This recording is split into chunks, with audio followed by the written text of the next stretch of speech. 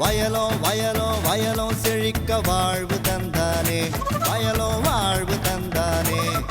அட பொன்னா விளையோ பூமிக்கு நல்ல விவரம் தந்தானே, உழவனின் உறவா வந்தானே.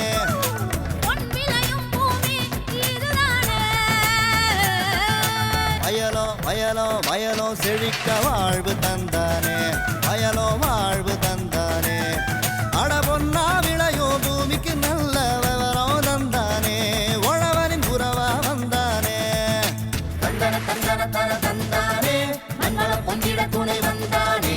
தந்தன தந்தன தன தந்தானே, மண்வள பொங்கிட துணை வந்தானே.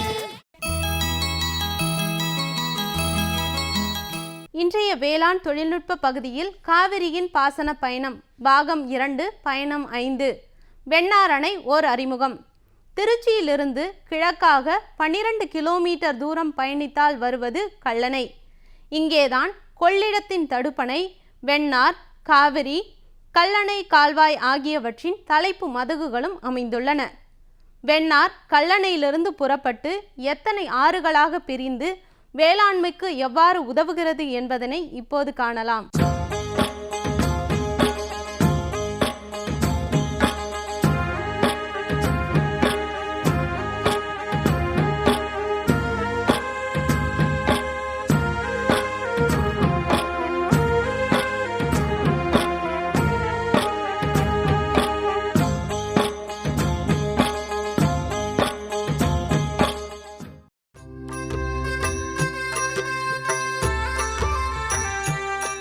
திருச்சிக்கு மேற்கே முக்கொம்பில் காவிரி எண்ணை இரண்டாக பிரிகிறாள்.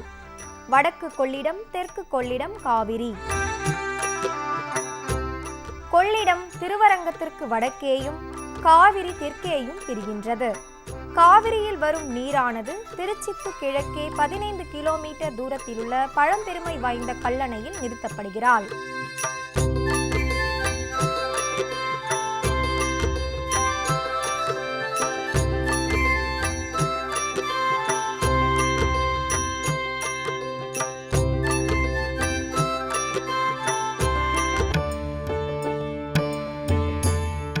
மாமன்னன் கரிகாலன் ஆட்சி காலத்தில் கட்டப்பட்டது கல்லணை.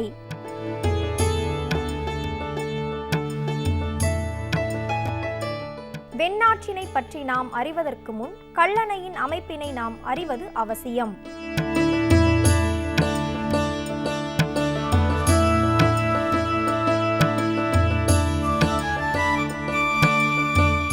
முக்கொம்பில் பிரியும் கொள்ளிடம், காவிரி இவ்விரு ஆற்றிலும் வெள்ளக்காலங்களில் டெல்டா பகுதி முழுமையும் அபாய சூழலும் மற்றும் வேளாண்மைக்கு இடையூறாகவும் இருப்பதால் அதனை முழுமையாக முறைப்படுத்திட மேற்கொள்ளப்பட்டதே கல்லணை.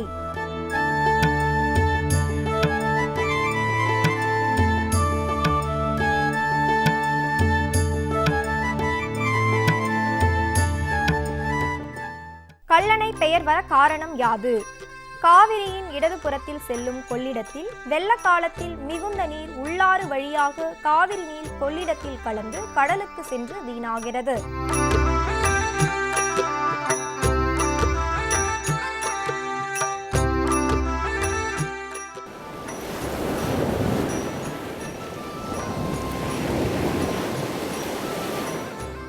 இதனை தடுக்கும் நோக்கோடு அன்றைய மாமன்னர் கரிகாலன் காவிரியின் இடது கரையில் உள்ள உள்ளாற்றின் கரைக்கும் காவிரியின் கரைக்கும் இடையே கல்லணை எழுப்பினார்.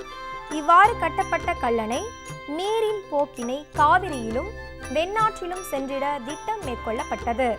பின்னர் வந்த அரச மரபுகள் இம்முயற்சியின் ஒவ்வொரு முறையும் மேற்கொண்டு வந்தும் பின்னர் காவிரியின் பாயும் டெல்டா பகுதி முழுமையும் பல்வகை ஆறுகளை ஏற்படுத்தி அதனை முறைப்படுத்தினர். உள்ளாற்றிற்கும் காவிரி ஆற்றிற்கும் இடையே கொள்ளிடத்திற்கு செல்லும் நீரின் அளவை கட்டுப்படுத்த சோழ அரசன் கரிகாலனுக்கு பின்னர் சர் ஆர்தர் காட்டன் 1830 கொள்ளிடம் நீரொழுங்கினை கட்டி முடித்தார். கொள்ளிட நீரொழுங்கி 30 கதவுகளை கொண்டது. அதன் பின்னர் 1883 முதல் 86 ஆண்டுகளில் கர்னல் ஜோர்ஜிட் என்ற ஆங்கில பொறியாளரால் காவிரிக்கு 40 நீரொழுங்கிகளும் வெண்ணாற்றிற்கு 33 எண்ணிக்கையிலான நீரொழுங்கிகளும் கட்டப்பட்டது. அதன் பின்னர் 1929 முதல் 31 ஆண்டுகளில் கர்னல் WM எல்லீஸ் அவர்களால் கல்லணை வாய்க்காலுக்கு 6 நீரொழுங்கிகள் கட்டப்பட்டன.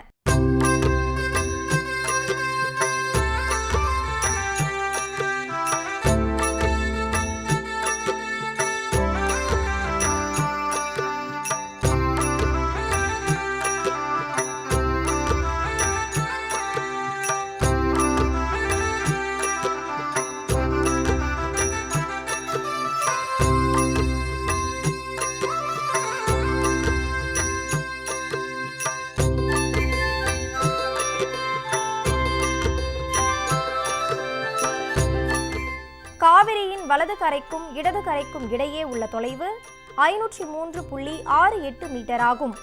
உள்ளாற்றின் கரைக்கும் காவிரியின் வலது கரைக்கும் இடையே கட்டப்பட்டுள்ள நீரொழுங்கி மற்றும் மணற்போக்கி ஆகியவற்றின் நீளம் 333 மீட்டர் ஆகும். 40 நீரொழுங்கிகளை கொண்ட காவிரியின் தலைப்பு 205 மீட்டர் நீளம் கொண்டதாகும். காவிரியின் வலது புறத்தில் பிரியும் வெண்ணாறானது 30 நீரொழுங்குகளை கொண்டதாகும்.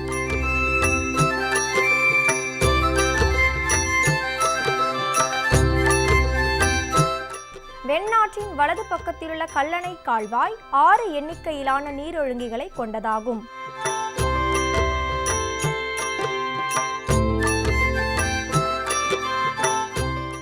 கல்லணை வாய்க்காலுக்கு அடுத்து கால்வாயின் வலதுபுறத்தில் உள்ளது உயர்நில வடிகால் நீரொழுங்கி.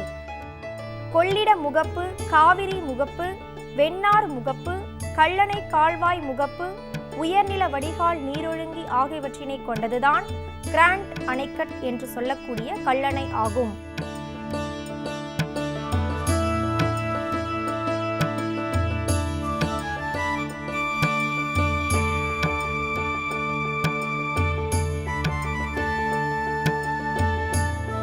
காவிரியின் பாசன பயணத்தினை முன்னர் மேட்டூர் முதல் மேலையூர் வரை என்று வேளாண் பெருமக்களுக்கும் நேயர்களுக்கும் வழங்கினோம்.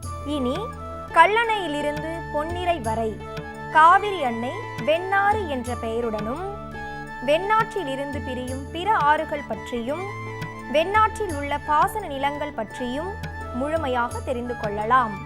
கல்லணையிலிருந்து பிரியும் காவிரி ஆறானது அரசலாறு, குடமுருட்டி, நாட்டார், கீர்த்திமன்னியார், நூலார், வஞ்சியார், நந்தலார், வீரசோழனார், மஞ்சளார், மகிமையார், மன்னியார், புதுமன்னியார், பலவார் 1, பலவார் 2, விக்கிரமனார், சோழ சூடாமணியார், பத்ரசனார், முடிகொண்டனார், புத்தார், வேலப்பார், திருமலராஜனார், குமிக்கிமணியார் என 22 ஆறுகளாக பிரிந்து சுமார் 4,93,887 ஏக்கர் நிலங்களுக்கு பாசனத்தினையும் வெண்ணாறானது வெட்டார், கோரையார், வடவார், பாமினியார், முள்ளியார், கடப்பார், ஐயனார், ஹரிச்சந்திரா நதி, வெள்ளையார், பாண்டவையார், சூளனார், ஓடம்போகியார், காட்டார், கடுவையார் என 14 ஆறுகளாகவும் பிரிவுற்று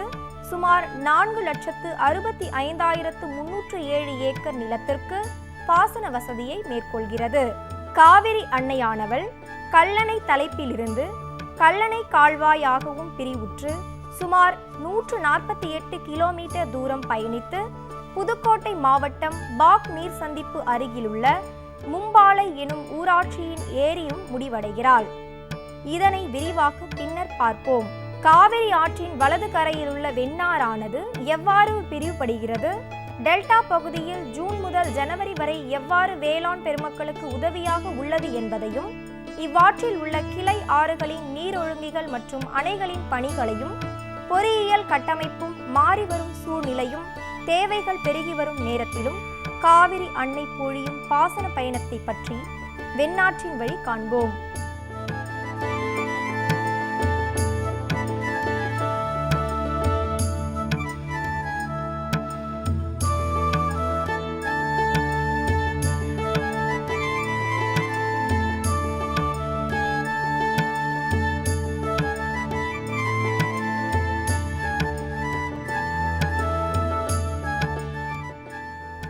காவிரியின் பாசன பயணம் தொடரும்.